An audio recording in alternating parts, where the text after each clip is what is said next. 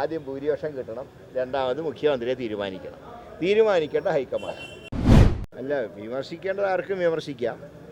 പക്ഷേ വിമർശിക്കുമ്പോൾ അതിനൊരു രീതിയൊക്കെയുണ്ട്. വ്യക്തിപരമായിട്ട് ആരെയും വിമർശിക്കുന്നത് ശരിയല്ല. രാഷ്ട്രീയമായിട്ട് വിമർശിക്കാം, പോരായ്മകളുണ്ടെങ്കിൽ ചൂണ്ടിക്കാണിക്കാം. പക്ഷേ അതിന് പകരം വ്യക്തിഹത്യ നടത്തുന്നത് ശരിയായിട്ടുള്ള ഏർപ്പാടല്ല. അതിനോട് ഞങ്ങൾ ആരും യോജിക്കുന്നില്ല. ഇന്നലെ KPC പ്രസിഡന്റ് തന്നെ പാർട്ടി നിലപാട് സൂചിപ്പിച്ചിട്ടുണ്ട്. പ്രതിപക്ഷ നേതാവ്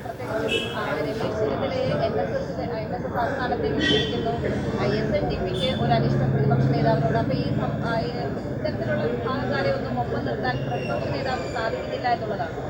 എന്തായാലും ഇലക്ഷൻ വരുമ്പോൾ എല്ലാവരും ഒരുമിച്ച് തന്നെയാണ് നിൽക്കുന്നത്.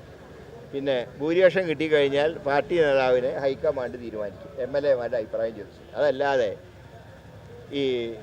ഇപ്പോഴും ആരും മുഖ്യമന്ത്രിമാരല്ല. ആദ്യം ഭൂരിപക്ഷം കിട്ടണം, രണ്ടാമത് മുഖ്യമന്ത്രിയെ തീരുമാനിക്കേണ്ട ഹൈക്കമാൻഡ്. അപ്പോൾ അതിലൊന്നും ഒരു തർക്കവും പാർട്ടിക്കകത്തില്ല. ഞങ്ങളുടെ ഒരു അജണ്ട എന്ന് പറയുന്നത് ഭൂരിപക്ഷം കിട്ടുക എന്നുള്ളതാണ്. അതിൻ്റെ വർക്കാണ് ഇപ്പോൾ നടത്തുന്നത്.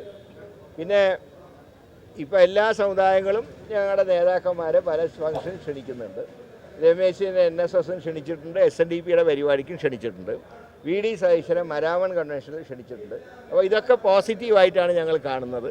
അപ്പോൾ കോൺഗ്രസിൽ നിന്ന് സമുദായങ്ങൾ അകലുകയല്ല, അടുത്തുകൊണ്ടിരിക്കുന്നു എന്നുള്ളതാണ് ഏറ്റവും പോസിറ്റീവായിട്ട് കാണുന്നത്. പക്ഷേ അത് പ്രതിപക്ഷ നേതാവിനെതിരെ മാത്രമാണ് വ്യക്തിപരമായി പറയുന്നത്, കോൺഗ്രസിനെ എന്നുള്ള രീതി. ഞാൻ ആരും ആരെക്കുറിച്ചും വ്യക്തിപരമായി പറയുന്നതിനോട് ഞാൻ യോജിക്കുന്നില്ല. അത് ശരിയല്ല. എന്നാൽ തെറ്റുകളും കുറവുകളും ചൂണ്ടിക്കാണിക്കാം, അതിൽ സത്യമുണ്ടെങ്കിൽ പരിഹരിക്കുകയും.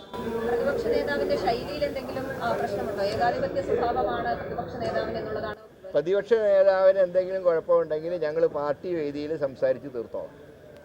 അതല്ലാതെ പരസ്യ പ്രകടനം നടത്തി പാർട്ടിയിൽ അന്തഛിദ്രം ഉണ്ടാക്കാൻ ഒരു കോൺഗ്രസ്സുകാരും ശ്രമിക്കില്ല. ഈ വിജയരാഘവൻ നിരന്തരമായി വിവാദ പ്രസ്താവനകൾ തുടരുകയാണ്. വിജയരാഘവൻ ഏതാണ്ട് BJPയുടെ ഒരു നേതാവായ മട്ടിലാണ് ഇപ്പോൾ കാര്യങ്ങൾ.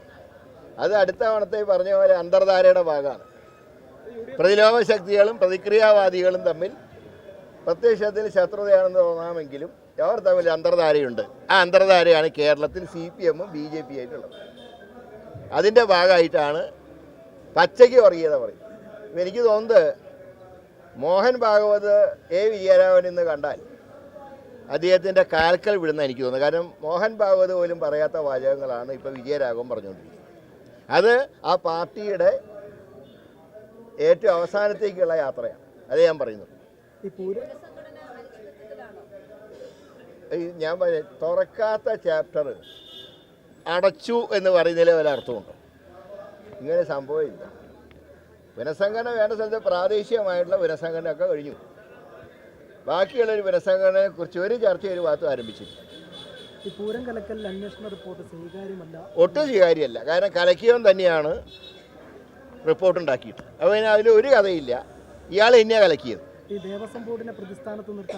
ഒരു കാരണവശാലും തിരുവമ്പാടി പാറമേക്കാവ് ദേവസ്വങ്ങളെ കുറ്റപ്പെടുത്തുന്ന ഒരു റിപ്പോർട്ട് ഞങ്ങൾ അംഗീകരിക്കില്ല.